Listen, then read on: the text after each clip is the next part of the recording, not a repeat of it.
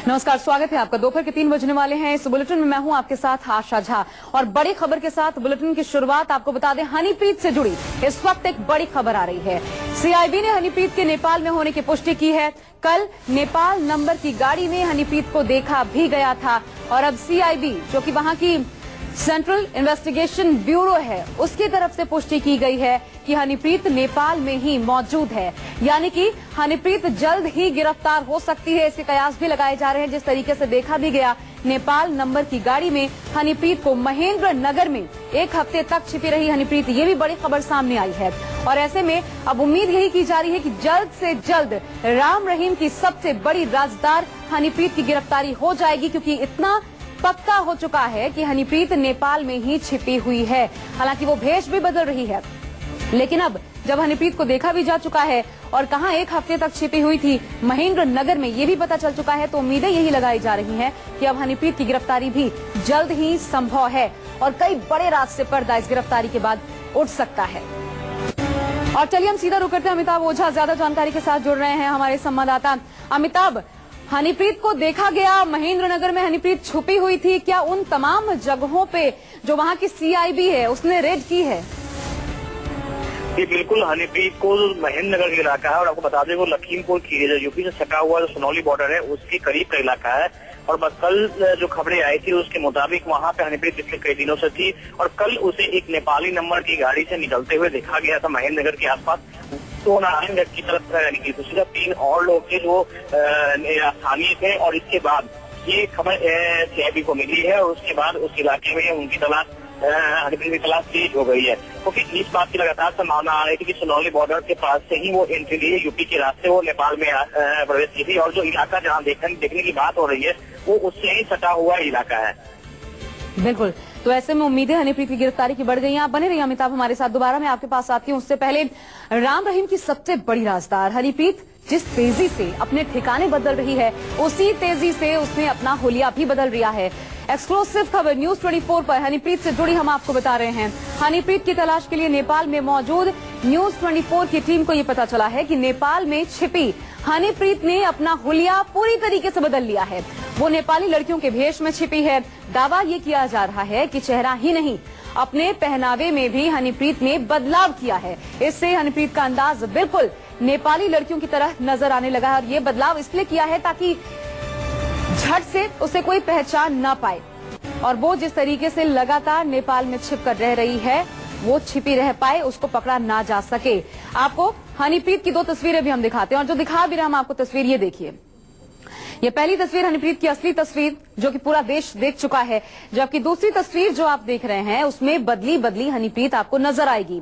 नेपाली लड़कियों का भेष बदलने के बाद हुलिये से मिलती जुलती जरूर है, लेकिन एक बार की पहचानना हनीप्रीत को बेहद मुश्किल है।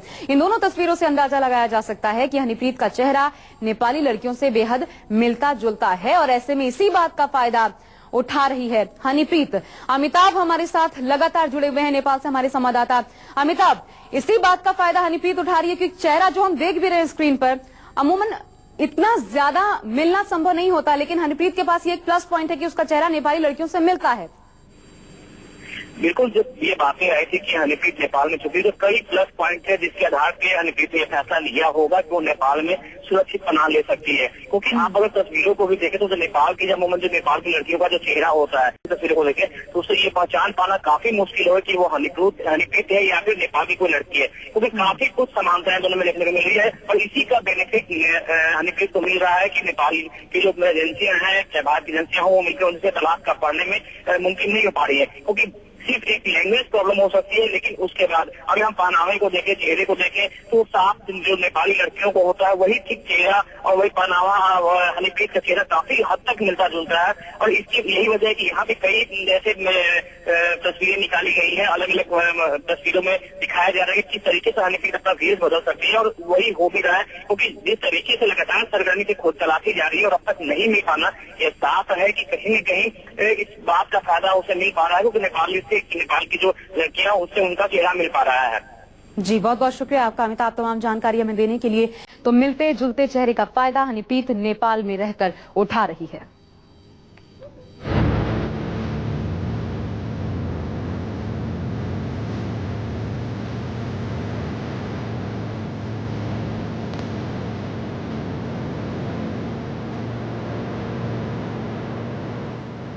नेपाल में नजर आई हनीप्रीत।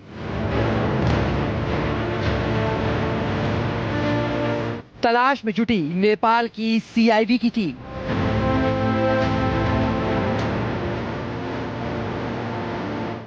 महेंद्र नगर से काठमांडू जाने की खबर।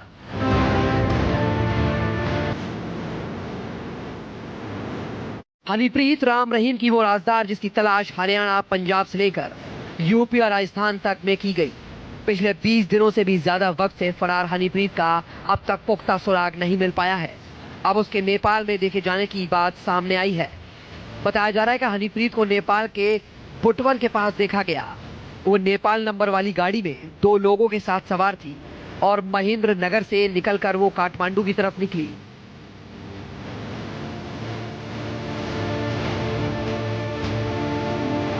हनीप्रीत की तलाश में नेपाल की सीआईबी यानी सेंट्रल इन्वेस्टिगेशन ब्यूरो की 10 टीमें लगी हैं। हनीप्रीत के नेपाल भागने की खबर न्यूज़ 24 को पहले ही लगी थी, लेकिन अब हनीप्रीत की एक बेहद करीबी ने उसके नेपाल भागने की बात कही है। यही नहीं, बताया जा रहा है कि उदयपुर से गिरफ्तार राम रहीम के करीबी प्रदीप गोयल ने भी पुलिस से उसके नेपाल भागने की बात कही। पड़ताल के लिए न्यूज़ 24 की टीम नेपाल पहुंच चुकी है। संवाददाता अमिताभ ओझा जब नेपाल पहुंचे तो वहां की दीवारों पर भी हनीप्रीत की तस्वीरें चस्पा मिली। नेपाल की राजधानी काठमांडू में न्यूज़ 24 संवाददाता हनीप्रीत से जुड़ी जानकारी जुटाने के लिए जगह जगह लोगों से मिले। नेपाल में भी डेरा के कई ऐसे समर्थक हैं जो अलग अलग इलाकों में फैले हुए हैं। बताया जा रहा है कि यही वजह है कि इंडिया से भागने के बाद हनीप्रीत नेपाल में इन डेरा समर्थकों के साथ कहीं गुप्त स्थान पर हो सकती है और इसी सूचना के आलोक में फिर नेपाल पुलिस लगातार कार्रवाई कर रही है। न्यूज़ 24 को ये अहम जानकारी मिली कि वो नेपाल में कहां हो सकती है। इसके बाद उसके बुटवल में देखे जाने की बात सामने आई। 2015 में नेपाल में आए भयानक भूकंप के बाद राम रहीम हनीप्रीत के साथ नोवाकोट इलाके में पीड़ितों की मदद के लिए भी पहुंचा था। उसके बाद से ही यहाँ भी उसके कई समर्थक हो गए थे। उसकी उसी वक्त की तस्वीर न्यूज़ 24 के हाथ लगी है। इन्हीं सब को लेकर इस बात को बल मिल रहा है कि हनीप्रीत नेपाल में कहीं छुपी हो सकती है। राम रहीम ने काफी काम किया था भूकंप के टाइम में, तो उसके लिए नुआकोट एरिया का जो एरिया है, एक एरिया में उसका बहुत अच्छा फैन भी है राम रहीम का और हनीप्रीत का भी। नेपाल पुलिस के सूत्रों के मुताबिक हनीप्रीत लगातार अपने ठिकाने बदल रही है। हालांकि सीआईबी वहां उनकी तलाश में जुटी हुई है, लेकिन फिलहाल उसके अधिकारी कर्मचारी कैमरे पर आने से बच रहे हैं। इस वक्त हम काठमांडू में सीआईबी दफ्तर के सामने खड़े हैं, जहां पर आप देख सकते हैं इसके अंदर जो सीआईबी के पास ये मामला गया है, जो कि इंडियन अथॉरिटी की तरफ से जो लेटर आई है और जो इन्फॉर्मेशन के जो जांच का जो दायरा है वो सीआईबी को दिया जा रहा है और सीआईबी इस मामले में हनीप्रीत की तलाश करने में जुटी हुई है। इस बात पर तो मोहर लग गई कि हनीप्रीत नेपाल में हो सकती है। उसकी सबसे बड़ी वजह ये कि यूपी अब बिहार बॉर्डर क्रॉस करके नेपाल जाना बहुत आसान है। नेपाल और भारत एक माँ का 2 बेटा है, वो बोल रहा है ना। अब बॉर्डर तो नजीक है, वो डुबी छुपी आपसे आप आ रहा है, हमको मालूम नहीं है। आना भी नहीं सकता है, जाना भी नहीं सकता है ना। नेपाल का अपन कुछ अपराधी तो इंडिया में छुप जाता है। नेपाल के लोग अपराधियों का नेपाल का रुख करने को लेकर अपनी नाराजगी भी जता रहे हैं। हनीप्रीत को भी लेकर उनका कहना था कि अगर वो यहाँ आई है तो बहुत गलत है, उसे हर हाल में पकड़ा जाना चाहिए। बहरहाल हनीप्रीत कानून की गिरफ्त से बाहर है। सुरक्षा एजेंसियां उसका सुराग तलाशने की कोशिश में जुटी है। नेपाल में न्यूज़ 24 की पड़ताल जारी है। उम्मीद है कि जल्द ही हनीप्रीत से जुड़ा कोई बड़ा सुराग मिल सकता है। कैमरामैन ऋषिनाथ के साथ अमिताभ ओझा, काठमांडू, नेपाल। जी हाँ, तो राम रहीम की सबसे बड़ी राजदार हनीप्रीत नेपाल में तेजी से अपने ठिकाने बदलने का भी काम कर रही है। न्यूज़ 24 की तहकीकात इस ओर इशारा करती है कि हनीप्रीत नेपाल में छिपी हो सकती है।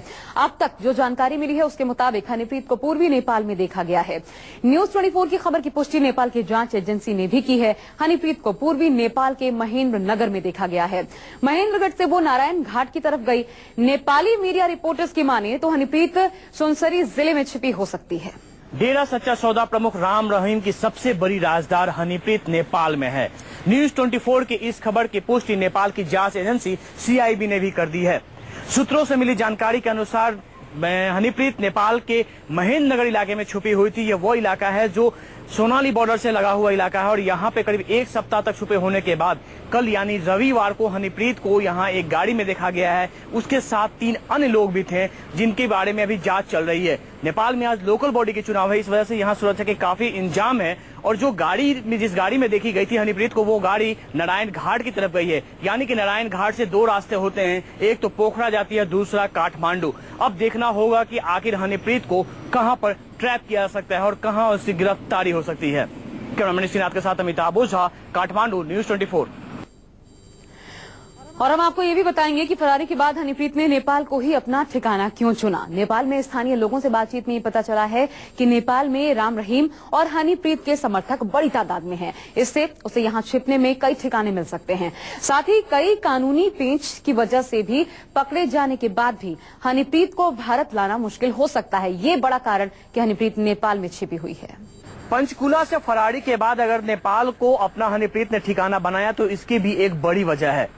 नेपाल और भारत के बीच प्रत्यर्पण संधि नहीं है और उसे गिरफ्तार करने के बाद भी औपचारिक रूप से भारत नहीं ले जाया सकता है। और यही वजह है कि हनीप्रीत ने नेपाल को चुना है। आपको बता दें कि नेपाल की पुलिस अगर गिरफ्तार भी करती है तो उसे तुरंत भारत नहीं ले जा सकता है और इसके लिए कई लंबी कानूनी लड़ाई लड़नी होगी, उसके बाद वो उसे वापस ले जा सकता है।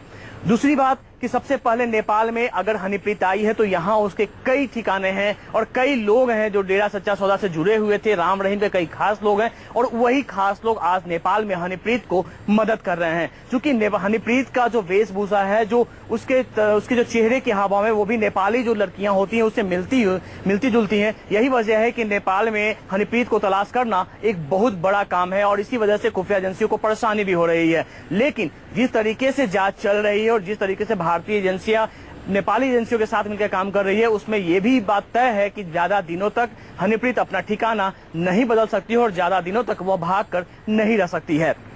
कैमरामैन श्रीनाथ के साथ अमिताभ ओझा, काठमांडू, न्यूज़ 24।